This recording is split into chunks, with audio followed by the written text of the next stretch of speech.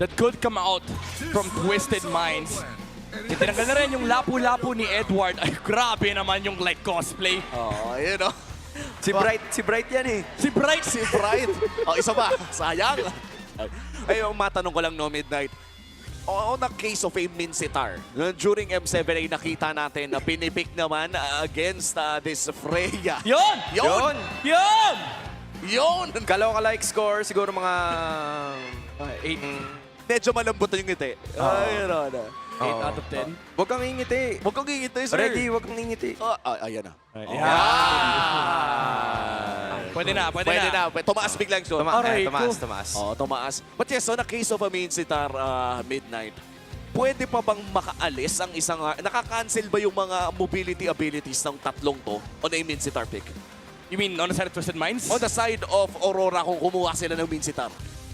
Well, pwede nila i-limit definitely sa loob ng teamfight yung mga dashes from Twisted. Kasi kapag nahuli ng isang Minsitar, let's say you put it on Rome, na medyo dark continent din, Yun nga eh. ay mahihirapan yung Twisted Minds humarap dito ng mga teamfight. In fact, first engage ang magiging gameplay ng Aurora. And now, tinanggal na rin yung Grok. So again, removing some of the answers against this Khalid.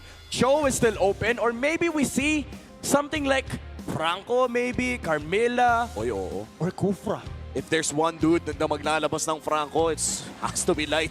I think siya ang may pinakamaraming Franco games in terms of MPL Philippines. Pero Sora muna ang kanilang kukunin. The Valentina banned out. Walang sagot ang Twisted Minds sa Sora na ito. I feel like they wanted to pick up the Sora para ma-deny yun dito sa Twisted considering na yung Valentina ay natanggal din naman completely. So mas bawas na naman yung pwedeng piliin ng heroes dito para kay Lanzo and the option is... Nice! Come on, boy! Wait lang, apera na rin kita. Aperan natin. Hindi ako aabot, pero alam mo na yan. One of another Dark Continent pickup. Gord ang lalabas para sa side ng Twisted Minds. Correct me if I'm wrong, recently got good buffs sa ating last batch. And kung nakakalimutan nyo na, nung S11, S12, sila din yung pasimuno niyan. Yung pagbabalik ng Gord, yung pagbabalik ng Gord, ini-spam din yan. Actually, itong dalawang coaches natin sa magkaibang team.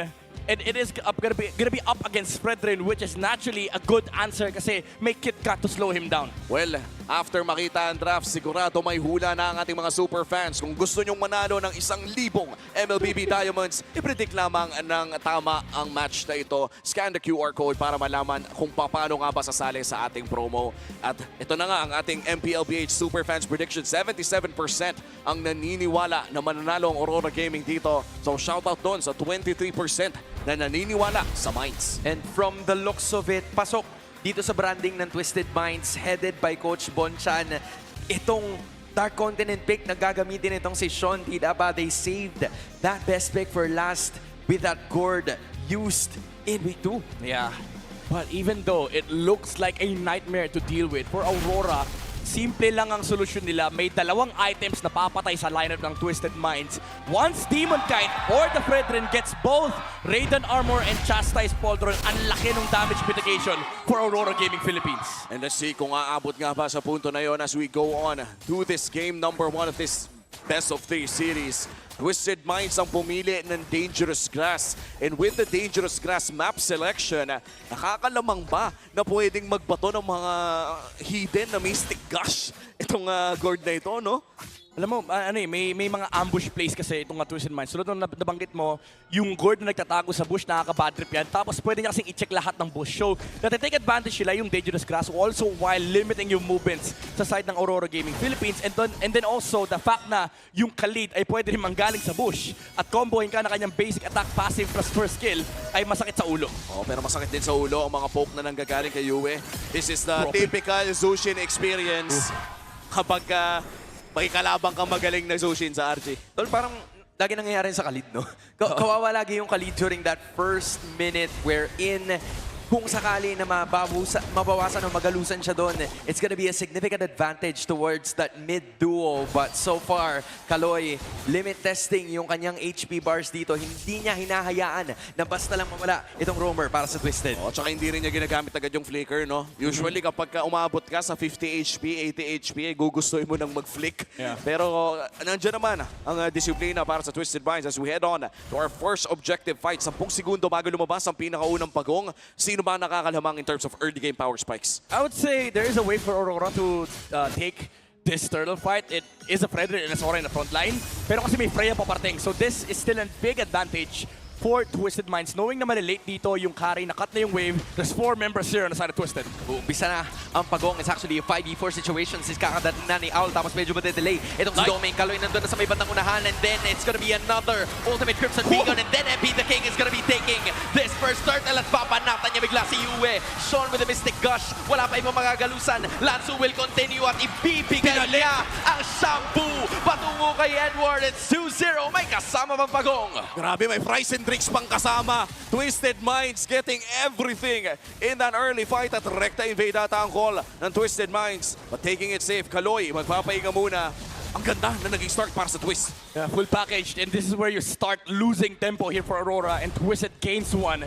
Yung fact lang na kailangan nilang bantayan yung buff ng Fredrin limits their movements on the map, limits their river movements, and that also means na yung access nila sa magkabilang side lane ay hindi nag-e-exist. Twisted Minds now have the right to dictate kung saan papunta yung pressure ng mapa, pero lumalaban pa naman dito yung Aurora. Raging Sandstorm right away, mamunta kay Light, and that's gonna be another card down the table para dito sa Aurora. Si Demon kahit ang hinahabol ni Kaloy. MP na King sumusunod na rin. May taunts na gagawin, may dash, may flicker pa si Kaloy, pero wala siyang tatamaan doon. In fact, mababaliktad pa yata ang sitwasyon kasi si Demon kahit ang Yue ang umahabol ngayon para pabagsakin ang roamer ng Twisted Minds. RORA with a clapback. Medyo nag-overheat ata ang Twisted Minds doon. Napasobra si Kuya Kaloy. Ginamit pa niya yung flicker para maabot dito yung Fredrin.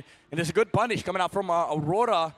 And even though, sabihin na natin nga malaki yung kalamangan dito ng Twisted Minds, kailangan nila mag-ingat kasi may carry pa rin naman sa side ng Aurora, and they have insane peel for this carry pagdating ng late game. Imagine mo, lalabanan mo yung frontline na isa pa lang ng Sora ang hirap ng kalaban eh. May Fredrin pa na unlimited stun.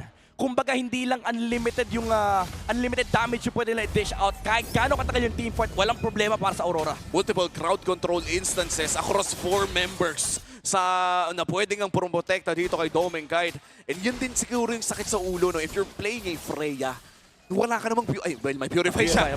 Nag-purify pala, buti na lang. Pero kahit kasi alam mo pag nagamit mo na yung Purified, wala ka na rin dash. Walking sitting duck ka sa harap ng Fredrin kasi kukontrolin ka lang niya eh. Pero sinipa na kagad dito sa Kaloy sa may bandang ibaba, and that is actually gonna be another takedown, pero dinedelay nitong si Kaloy, pero si Demon Cat na makakuha ng pagong. Patay pa si Kaloy, pero naghahabulay pa sa mga members ng Twisted Minds at sumasampal na itong si Owl para makakuha na kanyang pinakaunang kill sa laban na to. Objective for RORA, but a kill for Twisted. Oo, pero mukhang kailangan na mag-ingat dito ni Domenkite. Masisimot niya to the bones. Yung shields na yun. And makukuha pa niya yung crab. What a trade. Hindi naabutan ni Owl yung siege minion. Ito yung sinasabi mo, may fries and drinks, may ice cream pa na nakuha dito si Domenkite. Pero Twisted Minds, alam mo yung ginawa nila doon. Typical Aurora gameplay yon. Yung minsan wala silang pake sa pagong. Hindi nga nag-retry. Si MP the King sabi nila, wala kaming pake sa turtle. Gusto namin patayin yung Fredrin. At they were at least successful in deterring a lot of Aurora's advancements. Umabot na nga tayo sa punto na lamang sila na napakaliit lamang. But in this stalemate, na habang tumatagal, para bang medyo kinakabahan din ako eh. May carry. Yeah. Ang Aurora, hindi pwedeng ganito lang kaliit yung lamang if you're Twisted Minds. Yeah. As much as nakikita natin yung Twisted Minds umaabante sa mapa, hindi pwedeng yung Fredrin lang pinapressure nila. At some point, they have to limit the farm of Domenkite. Oo. At by the way, no, ibang klase, si Few pa ang naglaro ng Gord 671 days ago. Ganun po katagal naghintay si Naisu na lumabas ang hero na ito. And right now, the drought ends. Si Sean ang magdadala. 3 letra din yung nasa dulo ng pangalan niya. Yeah. And makikita natin, Aurora now controlling the tempo in the river. They're now rotating towards the carry. Domen? Kahit ang kanila binabanatan, nakapag-flicker kagad. At dito na naman yung mga rest back. Actually, 5 yan, pare. Paano makakataka si Kaloy? Makakapag-flicker palabas. Same din ang gagawin ni Owl. So, the heist will not happen. Pulasan agad ang TWIS. Maganda sana yung nangyari. para sa Aurora. Kaso nga lang, na-burn din naman dito yung flicker ni Doming Kite. And MP the King just trying to force the trade on the top side. Sila pa yung una makakabasag ng tower. But still, the idea is still complete for Aurora. Sabi nila, babantay lang namin yung carry, dadaling ka namin, Doming, sa late game. Oo, ibang klase rin pala yung split push pressure na binibigay na isang Harley. Doming Kite up against Owl, hindi na ata niya piplikera pa. Naramdaman niya si Kaloy at masasaktan ng bahagya. Pero naku, si Kaloy ata madadali. Men, hindi niya ata na-in-expect ni Kaloy. Ang damage output na nanggaling kay Doming Kite. That's a solo kill. And a turtle na mapupunta sa Northern Lights. Things are looking good for Aurora in this next minute. Parang dalawang beses na nangyayari kay Kaloy. Yun na. Dito na magsisimula yung shift ng momentum mo, enhance Aurora. Kita naman natin na yung frontline nila ay ang hirap tibagin. And even if ipilit ng Twisted Minds, kailangan nila isipin nasan yung Zushin, nasan yung carry. May ulti pa ba si Doming Kite? Kasi anybody that stands in front can be pressed down. Ginamit na rin itong si Sean, tapos may shampoo na naman na gagawin, pero si Edward buhay pa rin. May push na gagawin. In-isolate po ng iba kundi si Lanzo, pero si Kaloy na naman ang mamamatay. Lanzo lumatakbo. Light is still gonna be there. Yu is gonna be taking the brunt of the deadly magic, but he's gonna be A-okay. Ligtas pa rin ang iba sa mga members ng RORA. Isa bumagsak. Ngayon, punta sila sa gitna. Light nandun na naman. Hinahanap yung ibang target, but that turret will be more than enough para umiska po sila. Wait lang. Parang ang linis nun, pare. Napakalinis talaga, as you can see on the graph. Kills don't matter for Twisted Minds as the tempo started to shift on the side of Aurora. These few towers in kills na nakuha nila has set up a big advantage. 1K kagad yung kalamangan dito ng Aurora. And the biggest problem on the side of Twisted Minds right now is napakayaman ni Doming Kite. Oo, at napakahirap na rin patayin. That was another attempt coming in from Twisted Minds at mukhang itutuloy nila ang pag-push dito sa may bandang top side. MP the King trying to deter Doming. Pero gagamitin niya ang kanyang deadly magic. At least madedepensahan nila yung Tori doon sa taas. This is already a significant amount of gold lead na hinahawakan ni RORA. Nasabi nyo to, kani-kanina lamang na napapanatili ng Northern Lights towards just 8,000 gold lead and below yung kalamangan ng Twisted. And then one team fight has managed to change it all para sa kanilang kupunan. Now Owl needs to find a way para ma-dish out niya yung damage kay Doming Kite. Kasi si Sean at si Owl yung hindi pa nagagalusan dito sa kupunang ito. So the magic and the physical damage would come in handy at some point. Maybe even 10 minutes or so. Kaso yun yung problema eh. Si Doming Kite ngayon, si Mr. President, ang dami niyang bodyguard. Right. VIP, mayaman yan, protektahan nyo yan. Dahil siya talaga yung primary damage dealer on the side of Aurora, and there's so much peel with the Zushin, with the Brethren, and the Khalid. Ang daming sasalo sa damage ng Twisted. At magiging komplikado din para sa Twisted Minds ang pagpasok nila sa Lord Pit na ito. Half HP, hawak na agad ito ni Demon Kite. At mukhang si MP the King. Ay, grabe! Yue, buhay pa nga ba? Wow. Ginamit niya yung Crimson Beacon. The shield. That was enough para makawala. So wala nang ultimate ngayon itong si MP the King, pero same could be said para kay Yue. They might restart this off. Babalik na naman sa Lord Pit. Sa tahanan yung Lord. Isasayaw na naman ito ng Aurora. Lansu giving good vision for the side of Twisted Minds. Si Kaloy din ay nariyan pero mukhang hindi nila alam na si MP the King ay nagsisimula pa lamang ng kanyang purple. Recta Lord Dance tayo. Ito ang pinakaunang Lord ng larong ito. At sinasayaw na agad ng Aurora Twisted Minds. Itong pinakaunang objective. Dalawang sistema yung in-play dito. Sistema ni Bonchan at sistema ni MTB. Skypiercer is up on Yue. So the shred and the burst is really open now for Aurora. Kahit sino makita nila, pwedeng bigyan ni Light. At hinihintay natin kung sino nga ba ang unang magpupull ng trigger. Slight gold lead for the side of Aurora Gaming. Si Owl ay nakita na ni Yue. Hindi niya mapapaangat. Pero si Edward in the vicinity as well. Lansu nandun lang sa may bandang balbas. Demon kahit papalik. May sipa na naman siya gagawin at walang iba kung pupunta kundi kay MP the King. Pero sila pa makakuha. And then Edward takes another one down. One more. Ibang klase yung set na ginawa ng Aurora. Si MP the King nasa may mga likuran. At hindi na makukuha yung Lord. It's gonna be Demon Kite unleashing the wrath. Hinahanap nila si MP. Crossover won't work. Aurora taking more from the table of Twisted Minds. At si Light lamang ang bumagsak para sa side ng Aurora Gaming. Major objective secured para sa M7 World Champions. Fearless engage mula sa roamer ng Aurora. Nauna siya. And the second layer of the peel nanggaling mula kay Edward. Just allow the damage dealers on the side of Aurora to either finish the Lord or finish the kill. At mukhang kill ang nakita natin na sinubukan ng Twisted Minds, pero Aurora ang nakakuha ng Lord. Na ngayon ay ginagamit na nila para mag-push dito sa may bandang ibaba. Mapapop na nila yung mga shield. Light, naghahanap na naman ng angulo. Pero mukhang makakadamba naman dito ang side ng Aurora Gaming. Slight thought on Lansu, pero nagtitipid na ata, nagtitimpe ang Aurora. Kaso nagamit na yung Mystic Gush towards a target papunta sa Aurora. Nevertheless, nagawa pa nilang madepensahan yung inhibitor sa may bandang ibaba, but still it is already around 25% pagdating sa kanyang HP. Nag-conceal na naman si Edward and company. Light in and out na naman as per usual, and then Twisted Minds doing the same thing, pero may stun na gagawin itong si Sean, and that is gonna be the end of that team fight. Or will it be dahil si Owl ay pumapalag pa rin? Twisted successfully defending their inhibitor turrets. Good defense for Twisted Minds. Walang na walang inhibitor turret. Silipin natin ang ating Infinix in-game equipment. Looking at our gold laners, Midnight, mukhang nakakalamang na nga talaga by 2,000. And this is a large margin para sa ating gold laners. Super behind, hindi lang pagdating sa goal, but also the ease of execution for Twisted Minds. Ang hirap pumasok para kay Owl, even with the Purified. The problem is, kahit si Pancha ng Cho, there is a second layer of engage mula kay Edward. Pwedeng tumalon yung Sora sa may bandang likuran at mahuli si Twisted Mind. And the number one problem that they're facing right now is hindi nila maabot si Domeng Kite. Oo, at kung subukan man nila, no, parang yung umaabot mismo kay Domeng ay natutunaw na. Kaya naman, rekta pag-invade ang gagawin ng Aurora Gaming as we head on to potentially another big objective fight. I don't think Twisted Minds want to find a team fight bago magsimula to. Pick off ata ang hanap nila. It's kind of hard, you know? Like, their way to pick off is with the Harley. Pero pag tinignan mo yung mga frontliners ng Aurora, ang dami nilang Radiant Armor. Umuulan ng magic defense sa side ng Aurora. Dagdag mo pa dyan yung Chastise Pauldron na ultimate counter laban sa Harley. Kaya atakihin mo siya, kaya ultihin mo siya, hindi siya mamamatay. It's really getting very hard para sa Twisted Minds sa makahanap ng opportunity. And for Aurora Gaming, kailangan lamang nilang laruin ang upcoming Lord na ito. In terms of team fights, nakikita na natin yung kalamangan na meron dito ang Aurora Gaming. And for Domeng, kahit isang item na lang ang inaabangan niya, ganyan kayaman ang gold laner ng Aurora as we start this second Lord of the game. In terms of the Lords, nauna ang Aurora at mukhang gusto na agad nila ng pangalawa. Pabato na naman itong si Kaloy. Lansu naghihintay na naman ang tamang pagkakataon, pero si Demon Kite nandun sa may bandang likuran. Magbabato na naman, but Domeng Kite is still gonna be the one taking this Lord. At si UM mababanatan, pero binalik niya sa kanyang mga kakampi. Get away from me, says Yue.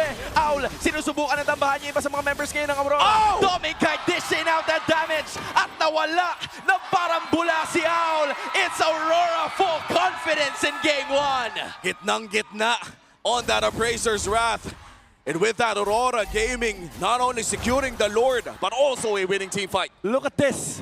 From minute 7, hindi na nakabangon ng Twisted Minds. Full macro control mula sa Aurora. Dinala nila to sa international stage. At ngayon, binabalik sa Pilipinas. Sa harap ng kanilang mentor, this is how you play the Lord Dance. Light, sinipa niya kagad yung Kalit. Even though na-dodge with the CC immune from the Raging Sandstorm, it did not matter. Kasi again, the number one problem is, how do you go to the carry on the backside? At hindi nga nila naisagot yun. Aurora Gaming using the Lord to secure that bottom lane inhibitor turret. Kanina sa unang Lord push natin ay hindi sila nakukuha ng inhibitor, but this time around, hindi lamang inhibitors ang target nila, kundi jungle camps na rin. Sinisimot na ng Aurora ang mga resources ng Twisted Minds at hindi pa nga sila tapos. Gusto nilang kunin ang mid lane and top lane inhibitor turrets as well. Ramdam mo yung pagiging pasensyoso nitong Aurora. Hindi nila kinailangan na pagsabayin yung tatlong lanes. All they had to do was to get one inhibitor. Pero para sa Twisted Minds, ang nagiging problema para sa kanila ay wala nang natitirang jungle creeps. Just take a look at this replay and how they were able to play this Lord fight. Look at this kick from Light. Even though na-dodge ni Kaloy yung sipa mula dun sa Cho, look at the backside. Kahit nakatalon yung glue dito kay Domeng Kite, it did not matter. The peel was there from Aurora. The damage dealers were being zoned out. walang papatay kay Domen kahit yung mga damage na tinatanggap ng carry dito, negligible at this point. Oo, tsaka nila-lifesteal na rin niya pabalik eh. The moment na mag-ulti itong carry na ito at makabanat ng konti, bumabalik din ang kanyang buhay. But this might just change a couple of things. Malefic Roar, locked in ang para dito sa Freya. At least mas bumabakat na yung damage niya. At 45 seconds pa naman bago lumabas ang susunod nating Lord. Ganda pa nung item purchase dito ni Domen kahit Winter Crown para hindi siya masakyan nung glue and also hindi siya tamaan ng Deadly Magic. Multi-purpose item prioritization here for Domen kahit sa sobrang yaman niya, pwede niyang bilhin ng item yung Freya. That's true. At this point, no, this is a 12K carry na pwede niyang ibenta yung boots niya at some point.